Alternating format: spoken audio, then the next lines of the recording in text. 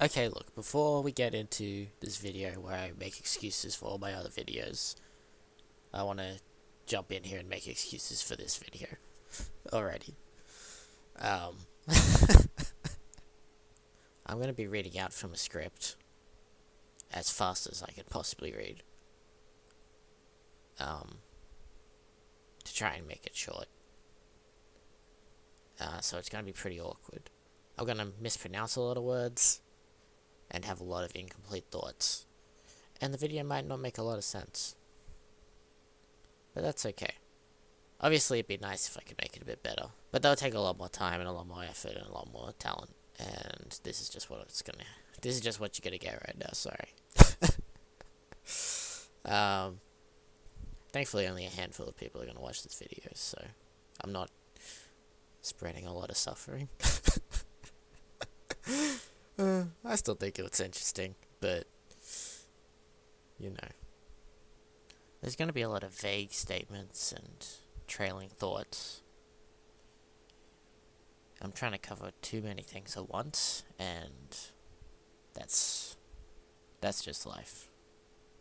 Tying in the world of video games to the real life experience, my main point is that nothing is perfect. And that's okay, you know? Anyway, here's the rest of the video. Whatever.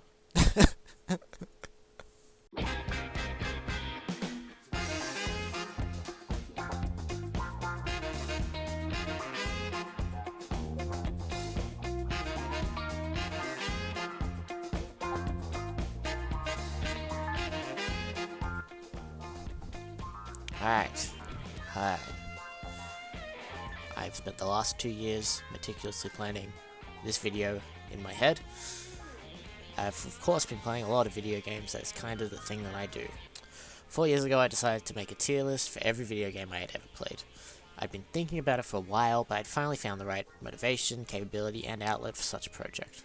After writing down every game I could remember having played, from both my physical and digital game libraries, I gave each of them a rough letter score, and I went down the list and moved around each individual name in between turns of Hearthstone Battlegrounds, making sure that the list of 1,081 games was completely in order. This was quite difficult.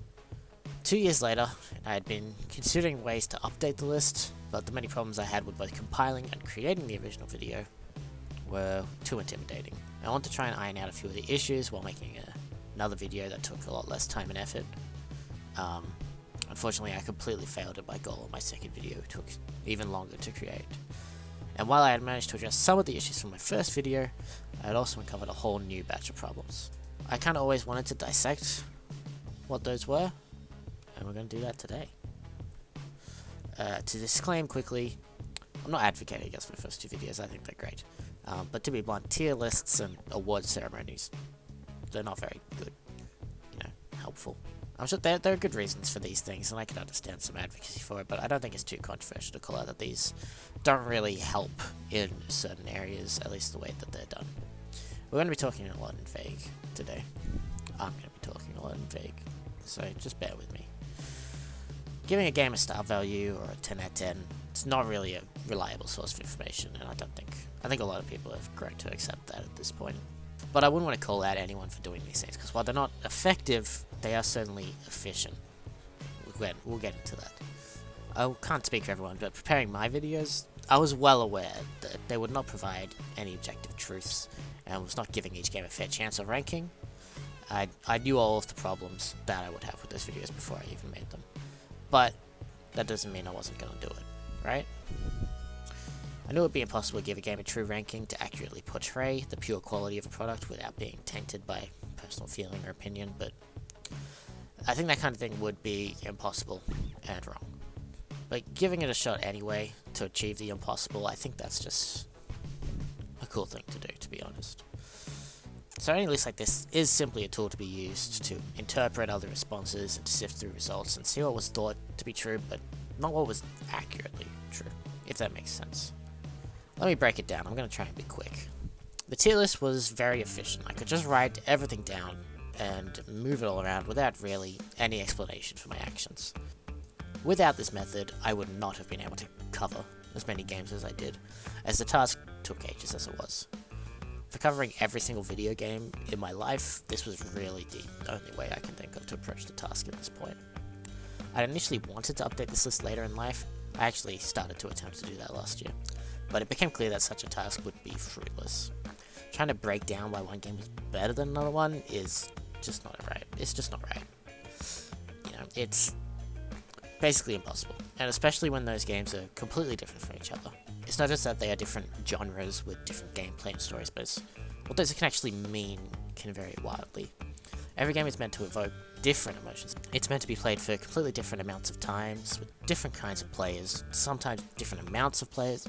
Some games have a story to tell, and some games want you to make a story for yourself, or with others, right? Some games want you to have fun, some games want you to suffer. Most games, though, don't strive for one answer to these problems, but have some sort of combination and balance between them all, which makes this a completely impossible task. Actually trying to update a list like this years later turned out to be quite painful. I could barely comprehend why the games were already listed where they were. I don't believe there is objectively good or objectively bad in life, or more importantly, in video games. While you might find a visual style ugly, someone else might find it charming. If you find an annoyingly repetitive gameplay task, someone else might find it soothing and relaxing. And I say might, but you can pretty much guarantee that someone does. I think it should be easy for most people to imagine this as comparing someone who can't stand a boring video game, wants constant action with the fighting and the shooting and some strategy, compared to a gamer who finds those things to be not interesting at all and repulsive, really. I'd rather tend to a farm or solve a puzzle. I think that best displays what I'm trying to say here, comparing those two. Considering that, consider a step up where some people want quality of life changes, things that make the boring parts easier, better inventory management or autosave systems.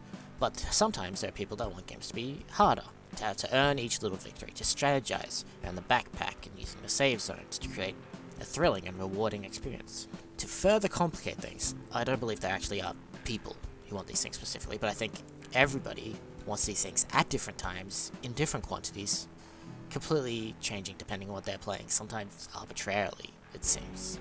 I think it's not really a problem that can be solved, and it's not really a problem at all. It's just the way humans are, I think. To try and give a real-life example for this, right, it is going to be quite difficult. I've been playing some modded Minecraft with friends, right? Sometimes you need to work together to solve a problem. Sometimes your friend has already solved it for you. And sometimes you need to solve that problem yourself, so none of your friends has to later. Many tasks can become simple.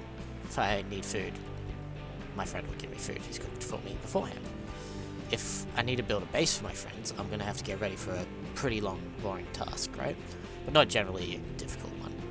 And sometimes you need to do a boss fight, and you're going to need to team up to accomplish victory, but there's a lot more at stake, because you can easily lose all your best gear and loot, and have to start all over again.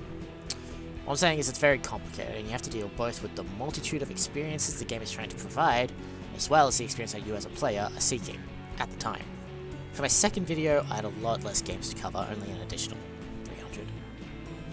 I knew that with this flexibility, I would be able to go into a bit more detail about the games I wanted to talk about, and decided that my own personal awards show would be a more exciting way to show off the cool list of the games I had played.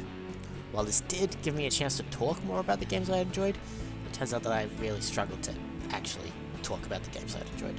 Similar to before, I would say that if there were some people that talk positively about everything, and some people that talk negatively about everything, I would probably be on the negative side. But I don't believe this captures the whole story. There's a balance to everything, and taking either extreme side to anything will ultimately cause harm. In this case, to overpraise or to undervalue a video game would be a disservice to the game, yourself, and anyone who listens. When I talk about video game, I'll normally point out the worst parts of it, generally as some sort of warning or protection, and neglect to go into detail about what actually makes it good and exciting. Usually because I personally value finding these things out for myself. I think that's part of what makes video games so special, not just being told a story, but being able to seek it out, uncover it yourself, to change it with your actions, pacing it, and resolving it yourself, solving puzzles, beating challenges. Because of this, I usually hold back talking about the good parts about video games, because I don't want to damage someone else's experience if they ever end up playing it. Unfortunately, if you don't hear anything good about a video game, you're probably never going to play it. This brings about the ultimate challenge of providing the right kind of positive information about a game to help a player make an informed decision in buying and playing it, compared to providing the wrong kind of positive information that makes a player no longer interested in playing it, whether it's spoiling gameplay or story, or simply making the game sound so good that when they play it, it's underwhelming. I don't think there's an easy solution to this problem. Most video games will have marketing to solve this, but I'm not sure but it's never going to cover everybody. It's always going to be subjective to each personal experience. Watching my second video back, it's clear that some of the games I enjoyed the most are actually the ones that I don't talk about a lot. I simply wanted to point out I enjoyed the game and not give out a sales pitch about why you should like it. I don't think that would be the right way to go about it. I could probably say how to give out more information though, obviously. But I think it's impossible to predict whether somebody else will enjoy the game or not, even when you think you know them, not to mention random strangers on the internet. It's too subjective. And maybe at the end of the day, all you can do is say, I enjoyed this game, and allow others to use that information as a tool to make their own decisions. So that's about it for my video essay. I sort of just smashed this one out, so there are a lot of incomplete thoughts here and there, but I can't really spend the next day breaking down philosophies and mysteries of the universe. But hopefully there's enough there to make you think a little bit about video games. And life, I guess, you know, it all applies. It's obviously all personal opinion, I didn't do any research or anything. So everything I've said so far could be completely wrong. But I think it would be interesting to hear some different perspectives, so if you've got anything to tell me, drop a comment, man. I thought going through my previous videos and looking at the pros and cons would help me prepare for my next video, but once I finished I realized it doesn't really matter too much anyway. At the end of the day, you can talk as much as you want, but the best way for someone to find out if they're going to enjoy a game is for them to play it, really. I think my job is simply to point out some video games that I like and encourage people to play as many video games as they can, as thoroughly as they want to. And hopefully to keep perspective on life and balance. That's just because I like video games, so if you don't want to do video games, you go do your thing. I think the logic still applies to whatever you want, to be honest. I don't want to say I've solved, like, life, but I feel like I'm doing okay. Alright. So next, I'm probably just going to do another awards show, but I want to make a couple of changes to try and make it more accurate. And I'm going to put all the games in some sort of proper order, not worry so much about inventing some award for the game. So it's a bit clearer where the games actually rank, in my opinion, and I can put all the joke ones at the start. It was sort of a bit unclear how I actually felt in the last video, that's what I'm sort of addressing there. I don't know how I'm going to go with it, though, I haven't done it yet. Also, I'm going to try and force myself to say at least one good thing about each video game, though I suspect that I'm going to fail at that a lot. My main goal for this year was to make the video in a lot less time as the previous ones took, because I actually have a job now and I can't really afford to spend 2 months working on some stupid YouTube video. I imagine this is going to cause a dip in the quality of the video, but for some reason I also plan to make this video and maybe like 1 or 2 other videos later, so I think I suck at planning. In any case, congratulations on making it to the end of this video. This was sort of just a random rant that I wrote down. I kind of wanted it to be more structured, but I guess I'm not very good at this. I am now officially taking requests for your personal nominations for this year's award ceremony. If you've seen the last one, you know that we did a little friend segment where everyone could mention a couple of games they liked or whatever. There's not a lot of strict rules. I want you to think of the games that you played in the last 2 years that surprised you or that you really enjoyed, so I can mention them in a video. You there. I'm talking to you. Feel free to nominate your favorite games however you want, if that's just by leaving a comment here or talking to me about it or recording a video or PowerPoint. Go crazy, I don't mind. I use as much of it as I can. I'm not really expecting much. This is also the only way I'm gonna ask for submissions.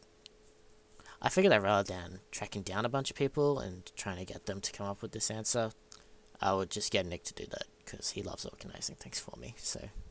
You go tell that people who think it's relevant for Nick. I got a lot of other work to do on this project, alright? I'm only expecting about like 5 entries, but if I get hundreds of thousands, I promise right now, I'll go over all of them. I think that'd be funny. I will remind you, these nominations don't have to be your favorite. They can be whatever game you want to mention, and you can explain it however you want. The only rule is that you cannot have ever played the game before the previous 2 years. So you played the game, personally, for the first time at some point between February 2024 and February 26. It doesn't matter when the game was released, it's just about your personal experience with it, and pointing out some games that you enjoyed. And next video will be out sometime this year. I have no idea how long it'll take. That'll be the main one. This is sort of an off-the-cuff thing to prepare for it. It is currently the 1st of January 26, so I am prepared to make this for the rest of the year and try to get it out before June, you know?